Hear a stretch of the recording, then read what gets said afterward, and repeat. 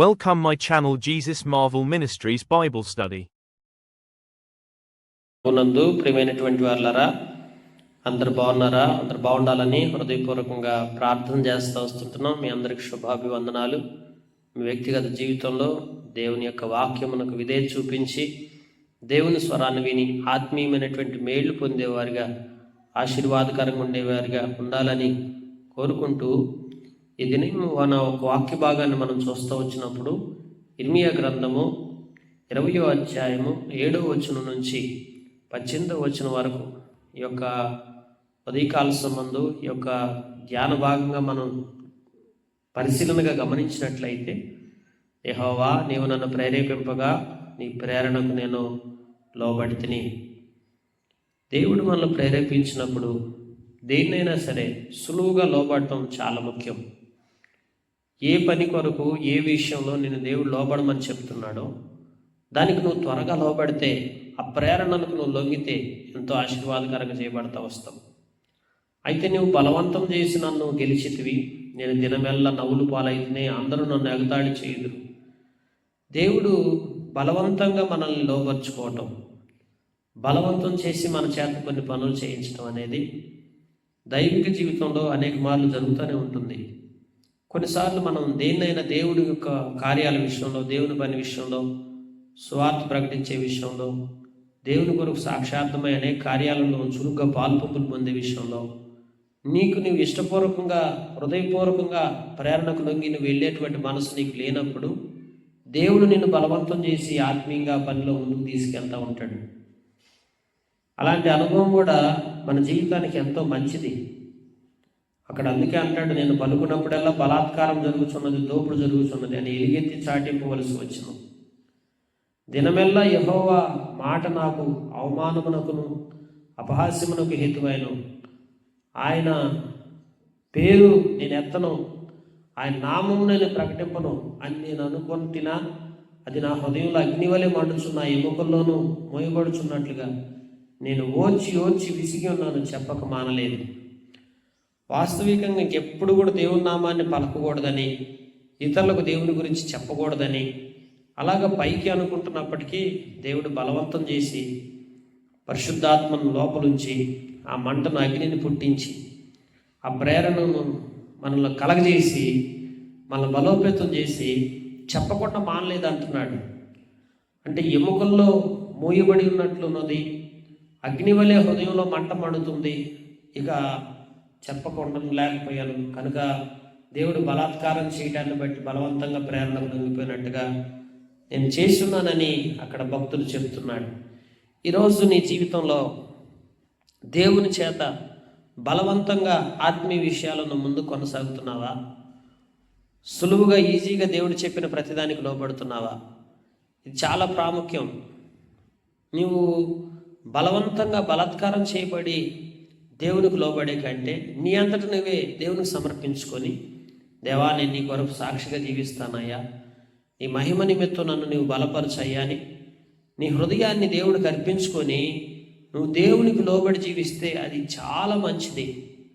దేవుడు కలగజేసిన ప్రతి ప్రేరణకు నువ్వు లొంగి నడుస్తుంటే దేవుడు నిన్ను మంచిగా ఆశీర్వాదకరంగా చేసుకుంటూ వస్తాడు. అయితే ఇక్కడ సామాన్యంగా చాలామంది జీవితాల్లో దేవుని ప్రేరణకు త్వరగా లొంగరు, కానీ బలవంతంగా దైవ సేవకుల ద్వారానో, లేకపోతే ఇంకెవరో బలాత్కారం చేస్తే స్నేహితుల ద్వారానో, లేకపోతే ఎవరో ఒకళ్ళు ఆత్మ సంబంధంగా నిన్ను బలాత్కారం చేసి నిన్ను ఆత్మీయతలోకి నడిపించడానికి నీకు అవకాశం కల్పించి నిన్ను బలోపేతం చేస్తూ ఉంటే అది కూడా మంచిదే. కానీ అంతకంటే మించి నువ్వు సమర్పణలోకి వచ్చి దేవునికి లోబడితే ఇంకా నిన్ను ఆశీర్వదించడం ప్రారంభిస్తాడు. అయితే గమనించండి, ఓర్చి చెప్పక మానలేదు, కానీ నలుదిక్కుల భయము అని అనేకులు గుసగుసలాడగా వింటిని. ఇక్కడ మన చుట్టూ ఉన్నటువంటి నలుదిక్కులు ఉన్నటువంటి ప్రజలు భయాన్ని కలగజేసి వాళ్ళు గుసగుసలాడుకుంటా దుర్మార్గుడని చాటించిన ఎడల మేమును చాటింతుమందరు, అతడు ఒకవేళ చిక్కబడును, అప్పుడు అతను పట్టుకొని అతని మీద పగ తీర్చుకుందామని చెప్పుకొనుచు మన స్నేహితులు అయినటువంటి వారందరూ కూడా నేను పడిపోగా చూడవాలని కనిపెట్టుకొనుచున్నారు. ఈ రోజున నీ జీవితంలో నువ్వు పడిపోతే చూడాలనేటువంటి వారు చాలామంది ఉన్నారు. నిన్ను దుర్మార్గుడని దూషించేవారు, నీ గురించి గుసగుసలాడుకునేవారు, నువ్వెప్పుడు పడిపోతే చూద్దామా అని ఎదురు చూసేవారు. అలాగే నీ స్నేహితులైనటువంటి వారు కూడా కనిపెట్టుకొని ఎదురు చూస్తున్నారంట. ఎందుకంటే దుష్టుని ఎవరిలో పనిచేస్తుంటుందంటే, ఎవరైతే ఆత్మ సంబంధంగా నీతిమంతులుగా ఎదుగుతూ ఉంటారో అటు వారిని దేవుడు అంట పరిశోధిస్తాడని రాయబడుతూ వచ్చింది దేవుని వాక్యంలో.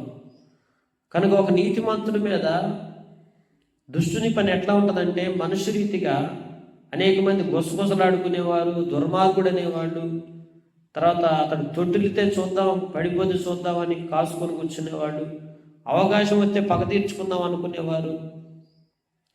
ఇలాగా స్నేహితులైన వారు సహా కనిపెట్టుకొని ఎప్పుడు పడిపోతాడని చూసేవారు. మనుషులందరూ కూడా ఇలాంటి అనుభవాలు కలిగి ఉంటారు. అయితే దేవుని వాక్యంలో మనం చూస్తే, పరాక్రమము గల సూర్యుని వలె యెహోవా నాకు తోడై ఉన్నాడు. దేవుడు ఎలా తోడుకుంటాడు తెలుసా? ఒక పరాక్రమము కలిగినటువంటి సూర్యుని వలె నీకు తోడుకుంటాడు. నిన్ను హింసించువారు నిన్ను గెలవక తొట్టులిదురు యుక్తిగా మరి జరుపుకొనుచు బహుగా సిగ్గుపడతారు. ఎవరైతే యుక్తిగా నడుచుకుంటున్నామో అనుకుంటున్నారో వారెన్నడూ మరోబడని నిత్యావమానము పొందుదురు. ఎవరైతే ఏ మనుషుల ద్వారా అయితే నీకు అవమానం వస్తుందో, ఏ మనుషుల ద్వారా అయితే నువ్వు బాధపడుతుంటున్నావో, ఏ మనుషుల ద్వారా అయితే నిన్ను పడద్రోయాలని చూస్తున్నారో అటు వారు తొట్టిల్లుతారు. వారే అవమానం పొందుతారు, వారే జీవితాల్లో సిగ్గుపడతారు. ఎందుకంటే శత్రువు అపవాది చేతుల్లో చిక్కుకున్న వారు ఎవరైనా సరే సిగ్గునందక మానరు. అందుకే పరిశోధించువాడు నీవే, సైన్యములకు అధిపతి యెహోవా, నీతిమంతులను పరిశోధించువాడు నీవే, అంతరింద్రియములను హృదయంలో చూచువాడు నీవే. నా వాద్యమును నీకు అప్పగించున్నానయ్యా, నీవు వారికి చేయు ప్రతిదండన చూతును కానీ యెహోవాను కీర్తించును, యెహోవాను స్తుతించును. ఎప్పుడైతే శత్రువు మనుషుల్లోంచి పనిచేస్తుందో అలాంటి సమయాల్లో వారిని మనం దేవుని చేతికి అప్పగించాలి.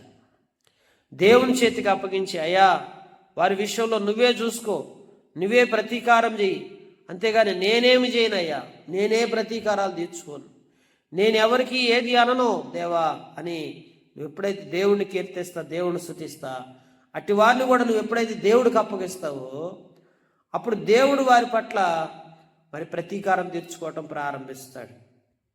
యుద్ధము యెహోవా జరిగిస్తాడు. యెహోవా దేవుడు నీకు తోడై ఉండి నీ పక్షాన నీ పరిస్థితులన్నిటినీ చక్కబరచడానికి ఆయన నీకు మేలు చేసి నిన్ను బలపరుచుకుంటూ వస్తాడు. కనుక దుష్టుని చేతిలో నుండి నిన్ను విడిపిస్తాడు. దరిద్రుని ప్రాణమును ఆయనే విడిపించున్నాడు దుష్టుల చేతిలోంచి అని రాయబడతా వచ్చింది. కనుక దుష్టుని చేతిలో నుంచి నిన్ను విడిపించి, నిన్ను కాపాడి, నిన్ను భద్రపరిచి, వేటకాని ఉరిలో నుంచి, దుష్టుని యొక్క ఆలోచనలోంచి, దుష్టుని యొక్క తలంపుల్లోంచి నిన్ను వేరు చేసి, నిన్ను ప్రత్యేకపరిచి నీ కొరకు ఆయన ప్రతీకారం చేసి నిన్ను నిలబెట్టడం ప్రారంభిస్తాడు. అందు నిమిత్తమే నేను పరిశోధిస్తున్నాడు. నీ జీవితంలో ఆయన అనేకమైన ప్రేరణ కలగజేసి నిన్ను ముందుకు తీసుకెళ్లాలని దేవుడు ఎంతగానో ఆశపడుతున్నాడు. అయితే నిరాశ చెందుతున్నావా? కుంగిపోతున్నావా? మనుషుల తీరును బట్టి నీ పుట్టిన దినాన్ని శపించుకుంటున్నావా? నీ తల్లి నిన్ను కనిందాన్ని శుభమని చెప్పి ఆ యొక్క దినము కనింది, కానీ నాకైతే అది అంత ఇదిగా అనిపించట్లేదు, నేను తల్లి గర్భంలోనే ఉండి అక్కడే చనిపోతే బాగుండేది అనుకుంటున్నావా? మగబిడ్డగా పుట్టాను, వచ్చిన దినము నుండి పుట్టించిన నాటి నుంచి అంత శాపగ్రస్తమే నా బతుకంతా అని అటు రీతిగా గర్భంలోనే నన్ను ఎందుకు చంపలేదు దేవుడు అని చెప్పి నశింపజేసిన ఒక పట్టణం వలె నా జీవితంలో నేను ఎప్పుడు కూడా ఆర్తధ్వని, మధ్యాహ్న కాల సమయం యుద్ధధ్వని, అలాగ దుఃఖమును చూచుటకై నా దినములన్నీ అవమానంతో గతించిపోవచ్చున్నాయి అని నేను గర్భములో నుండి వెడలెత్తి ఎందుకు వచ్చానా అని చెప్పి ఏ దినమైనా నువ్వు నిరాశ నిస్పృహలోకి వెళ్ళిపోయి కుంగిపోయి బాధపడి నీ జీవితాన్ని పతనావస్థకు దిగజార్చుకొని నెగిటివ్ థాట్స్ నీలోకి వచ్చి ఎప్పుడైతే నువ్వు అనాలోచనగా ఆలోచించడం మొదలు పెడుతున్నావో అప్పుడు అపవాదికి నువ్వు చోటిస్తున్నావు. గుర్తుపెట్టుకో, నీకు వచ్చే అవమానాలన్నిటినీ దేవుడు ఆశీర్వాదకరంగా చేస్తాడు. ఎందుకంటే సర్వశక్తి గల దేవుడు నీకు తోడై ఉన్నాడు. నిన్ను విడిచిపెట్టడు, నీకు సహాయం చేస్తాడు. నువ్వు ఆయన ప్రేరణలకు లొంగు. ఆయన ఏం చెప్తున్నాడో చూడు. ఏ ప్రేరేపణతో నేను ముందుకు తీసుకెళ్ళాలని ఆలోచన చేస్తున్నాడో దాని మీద నువ్వు దృష్టి పెట్టు. మనుషులు ఏవైతే ఉన్నారో, ఏదైతే చేస్తున్నారో వాటి గురించి నువ్వు కలత చెందొద్దు, వాటి మీద నువ్వు దృష్టి పెట్టొద్దు, అవసరం లేదు. ఎందుకంటే నువ్వు దేవుని ప్రేరణకు బలవంతంగా లొంగే కంటే హృదయపూర్వకంగా నువ్వు లొంగి ఇంకా ఒక నీతిమంతుడుగా దేవుడు నిన్ను పరిశోధిస్తున్నాడని నువ్వు తెలుసుకొని దేవుని కొరకు నువ్వు జీవించడానికి ఇష్టపడితే దేవుడు నిన్ను అన్ని విధాలు బలపరుస్తాడు. అపవాది యొక్క తంత్రం ఏంటంటే మనుషుల రూపంలో నిన్ను ప్రేరేపించి నీ మీదకి లేచి నిన్ను అవమానించి నిన్ను పడద్రోసి నిన్ను బలహీనపరిచి ఏ విధంగా అయినా నీ బ్రతుకుని చిందరవందర చేసి నీ బ్రతుకులో ఆశీర్వాదకరంగా నువ్వు ఉండకుండా నిన్ను డీలా పడిపోయి కుంగిపోయేటట్టు చేయటమే అపవాది యొక్క పని. అందుకే చాలామంది ఈరోజు నెగిటివ్ థాట్స్లోకి వెళ్ళిపోతున్నారు. ఎందుకంటే జరుగుతున్న పరిస్థితులు మానవుణ్ణి నెగిటివ్ థాట్స్లోకి తీసుకెళ్తున్నాయి. కనుక మనుషులకు శత్రువులు అయిపోయారు. ఎందుకు మనుషులకు శత్రువులు అయిపోయారంటే మనుషుల్లో దుష్టుడు పనిచేస్తున్నాడు. జాగ్రత్తగా వింటున్నావా? నీవు ఒక నీతిమంతుడిగా జీవించేటప్పుడు నీ మీద మనుషులు ఎందుకు నీకు వ్యతిరేక్తంగా నీ యొక్క నాశనాన్ని నీవు పడిపోతే చూసి ఆనందించడాన్ని, నువ్వు బలహీనపడితే చూసి ఎప్పుడు బలహీనపడతావా, ఎప్పుడు పడిపోతావా, ఎప్పుడు నువ్వు నాశనకరమైన స్థితిలోకి వెళ్తావని నీ గురించి మనుషులు ఎందుకు ఎదురు చూస్తున్నారంటే అది మనుషులకు వచ్చిన ప్రేరణ కాదు, ఆ మనుషుల్లో దుష్టుని యొక్క ప్రేరణ. దేవుని బిడ్డలారా, అననీయ సప్పీరా మరి వారు పొలం అమ్మినప్పుడు కొంత బెల దాచుకున్నారు. అప్పుడు దైవజనుడు వచ్చి అడుగుతున్నాడు, ఏమని, ఎందుకు మీకు ఈ యొక్క ప్రేరణ వచ్చింది, ఎందుకు ఈ దుష్టుని యొక్క తలంపు నీకు వచ్చింది అని అడిగితే ఆమె మరి ఏం చెప్పలేకపోతే వచ్చింది. సప్పీరా అననీయ ఇద్దరు కూడా మరి నిజంగా వారు అపవాది యొక్క ప్రేరణకు చోటిచ్చారు. అందుకే మరణానికి అప్పగించబడతా వచ్చారు. అపొస్తలుల పాదాల దగ్గర తీసుకొచ్చి సమస్తమును తీసుకొచ్చి పెట్టమని దేవుని ప్రేరణ కొద్ది అపొస్తలులు ఆనాడు బోధ చేసి అందరినీ కూడా దైవికంగా నిలబెట్టడానికి చూస్తే స్థిరాస్తులు చరాస్తులు రెండు కూడా అపొస్తలుల పాదాల దగ్గర తెచ్చిపెట్టమన్నప్పుడు అందరూ తెచ్చిపెట్టేశారు. కానీ అననీయ సప్పీరా ఆ వెలలో నుంచి, భూమి అమ్మినటువంటి వెల నుంచి కొంత దాచుకొని కొంత తీసుకొచ్చి అపొస్తలుల పాదాల దగ్గర పెట్టేశారు. ఎప్పుడైతే దేవుని ప్రేరణకు లొంగకుండా అపవాది యొక్క ప్రేరణకి చోటిస్తూ వచ్చున్నారో వారి జీవితంలో అప్పటికప్పుడే మరణిస్తున్నారు. పరిశుద్ధాత్మను మీరు ఎందుకు దుఃఖపెట్టి ఉన్నారు ప్రశ్నిస్తూ వచ్చాడు. కనుక పరిశుద్ధాత్మ యొక్క ప్రేరణ నిన్ను ఏ విషయాల్లో ప్రేరేపిస్తుందో ఆ ప్రేరేపించిన దాన్ని నువ్వు సంపూర్ణంగా చేయి.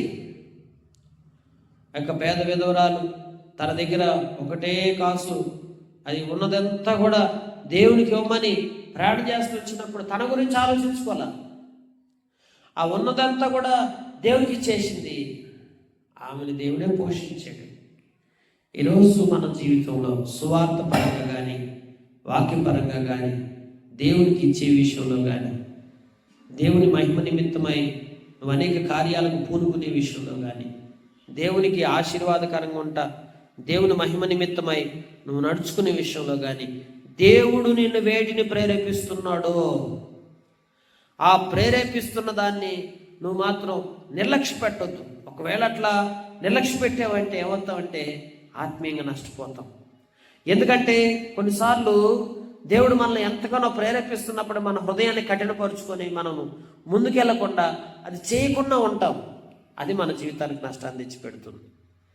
తర్వాత మనుష్య రీతిగా దుష్టుని నీ మీద పనిచేస్తున్నప్పుడు నువ్వెక్కడ కుంగిపోకుండా నిరాశపడకుండా బలహీనపడకుండా చూసుకొని దేవుని ప్రేరణను జరిగించడానికి నువ్వు ముందుకెళ్ళాలి.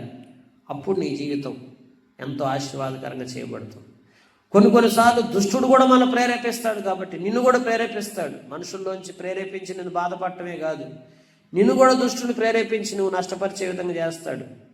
అననీయ సప్పీరాలాగా ఒకవేళ అలాంటి పరిస్థితులు వస్తే ప్రభువా నేను దుష్టుని ప్రేరణకు లొంగకుండా నన్ను కాపాడమని దేవుని పాదాల చెంతకు రావాలి. దేవుని సన్నిధిలో దేవుని యొక్క ప్రేరణ ఏది కూడా నిర్లక్ష్య పెట్టకుండా ఎప్పుడైతే నువ్వు లోబడతావో అప్పుడు నీ జీవితం ఉన్నతంగా ఉంటుంది, ఆశీర్వాదకరంగా చేస్తాడు. అనేక మెండైనటువంటి దీవెనలు నీ మీద కొమ్మరింపజేసి నిన్ను బలపరిచి నిన్ను స్థిరత్వంలో తీసుకొస్తాడు. అటు రీతిగా నేను దీవించులాగా దేవుడి మాటలు దీవించి మన గ్రహింపులో తీసుకొచ్చి మనకు సహాయం చేసి మనల్ని బలపరచును గాక. Praise lord. God bless you.